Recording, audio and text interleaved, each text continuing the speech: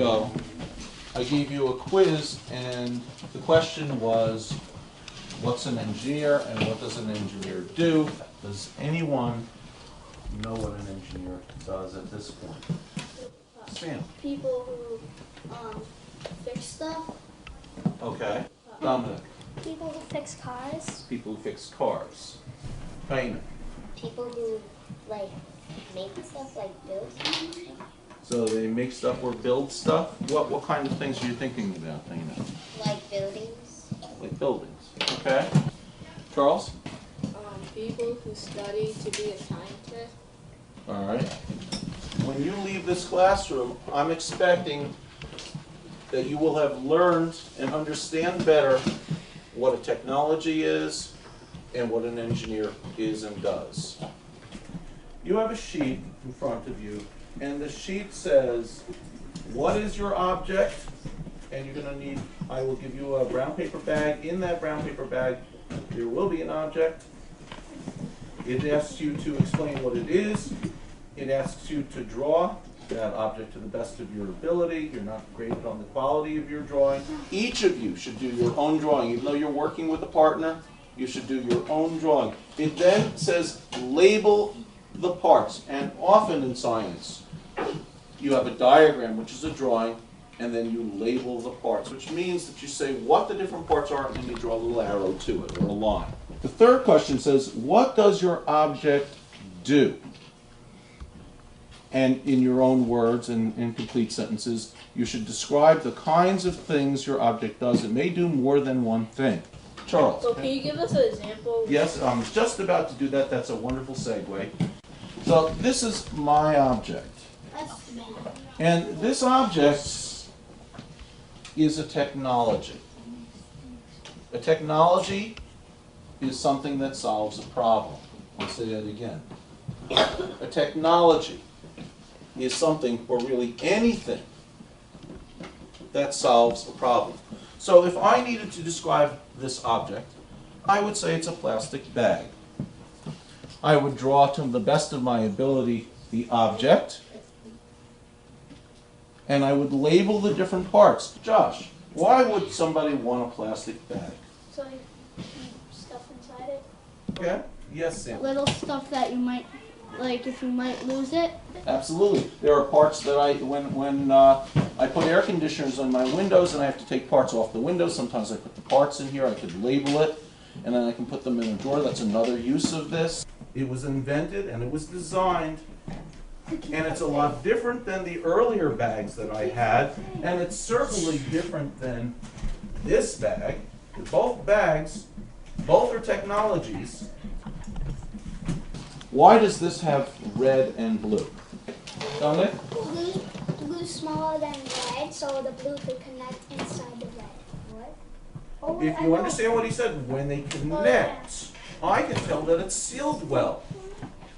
Because the way it seals tells me that it's lined up properly. So they have designed that. Why did they design this technology when we have this? What is superior about this? Why is this better? What problem have they solved with this plastic bag from the paper bag? Manny? If you put a drink in the paper bag and it opens, it's gonna leak. But if you put it in that bag, it's just all the liquid's gonna stay in there. Okay. Sarah, did you want to say something different? Because maybe if the brown bag is turned upside down, something might fall in it. But if the other bag is turned upside down, it may not fall that easily. Absolutely. So both are technologies. I want you to have a chance. I'm going to stop here. I want you to have a chance to examine your own objects. But notice, both are technologies. Well, let me give you your objects, and you can start.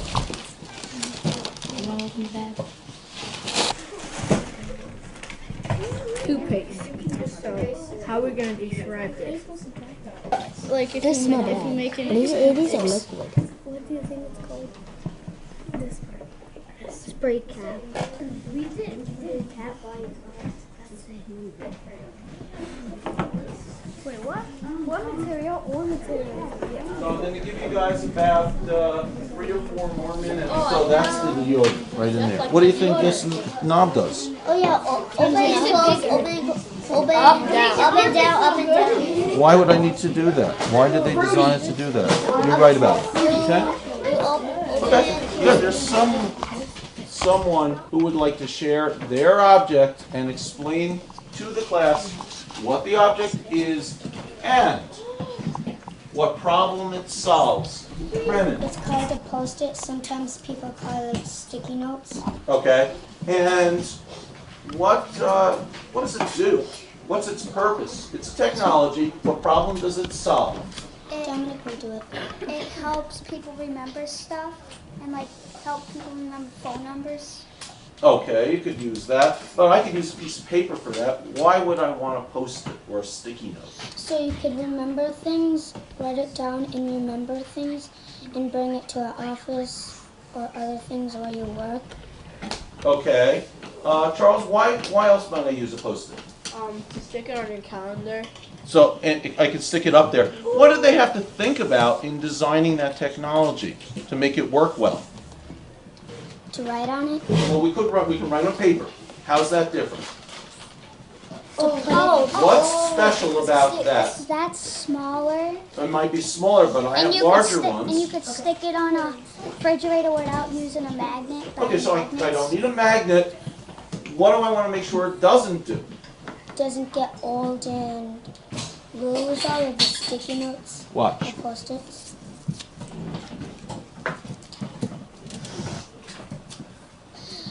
What doesn't it do? And I use it in books. Stick to the paper on the Right. when it sticks. I don't have to lick it or anything. I can put it on, I can pull it off again, I can put it back on. So one of the things that engineers thought about when they designed it is how can we make something that we can stick, it'll stay there, but we can also pull it off, we can put it back on, we can pull it off, we can put it back on again. Repeatedly, it doesn't dry out. Those are all problems to solve. Who's got a different technology to share? Charles, what's your technology? Toothpaste. And why is that a technology? Helps your teeth be white. What else does it do? Keep your teeth healthy. Good, it keeps your teeth healthy. What's it prevent, John? It prevents germs and bad breath. Okay, germs and bad breath. Why did they design the packaging like this? Because that's another type of engineer. There are package engineers who design the package that we put things in. Why did they design it that way? Where germs can't like get in. Well, why did they make the, what do you notice about the cap, Charles? It's small. It's small, but what else do you notice about that cap? It sticks on. Okay, it stays on, it has screws on, right? And what do you notice about the outside of the cap? Grippy. It's what? Grippy. Grippy. How did they make it grippy? By making these right. Okay, so they put the lines into it. They've done that on purpose. That's part of the design, Dominic, of that technology, just in the cap. What's this made of, John? Black plastic. Is it soft or hard plastic? Soft plastic. Why? Why would they use soft plastic there and hard plastic on the cap?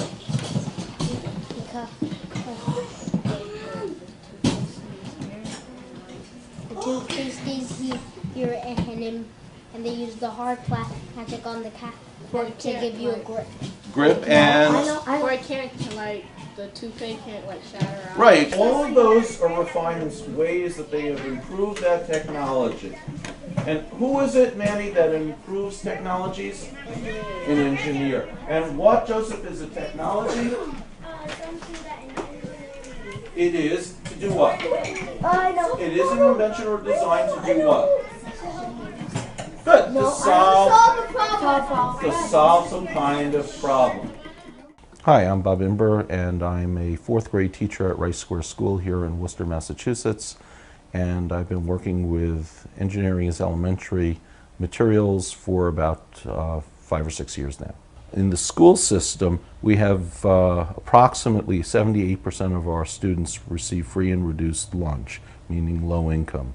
So about a third of the class is second language learner students. There are also students that are first generation from places like Ghana, Cambodia, Laos, There are students who are Brazilian in terms of their background, Peruvian. So there's a wide range of children. Students love this lesson. It's a very engaging lesson.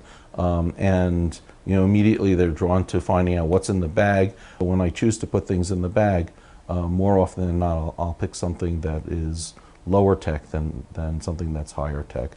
I, for example, wouldn't choose a calculator, even though it easily fits in the bag. I'd rather have a pair of scissors with plastic handles, and then talk about why do they have plastic handles, and why did they design the scissors this way with the rounded tips to them if they're children's scissors, or again, a pencil and several different types of markers, and then be able to have a conversation about what's different with these markers. Even if you choose something like a paper bag, why would you continue to use a paper bag versus a plastic bag all the time? And there may be good reasons for that, even though it's a more basic technology. And if you don't have those items, it's harder to have that conversation. And the more things can be concretized for these students in particular, I think the better. The main points I emphasize when teaching this lesson are first, what a technology is, because I think they need to understand the concept of technology. And then secondly, what an engineer does, which is to solve a problem and to address those technologies and to create those technologies as solutions to their problems. Well, it's very important to put objectives up so that I always want my students to know what they're learning and why they're learning it. And my expectation is that even at the end of the lesson and the next day, I should be able to go back and say, well, why are we bothering to learn this? So, having those things up front and again, asking students to think about why they might learn about something, the more you put the objectives up, the more likely they are to think about their own learning. Secondly, with these particular students, vocabulary is much lower. They have a much smaller number of words that they carry around with them, and there's a need to constantly go over those terms that are key terms with them and to develop that vocabulary. The only tip I have for all of the lessons is read over the lesson, try it a little yourself, pick your objects beforehand and think through why you're choosing those objects. And I think with all of the EiE lessons, it's very important to have tried it first and read through the entire thing and gathered your materials prior to doing your activities with the students.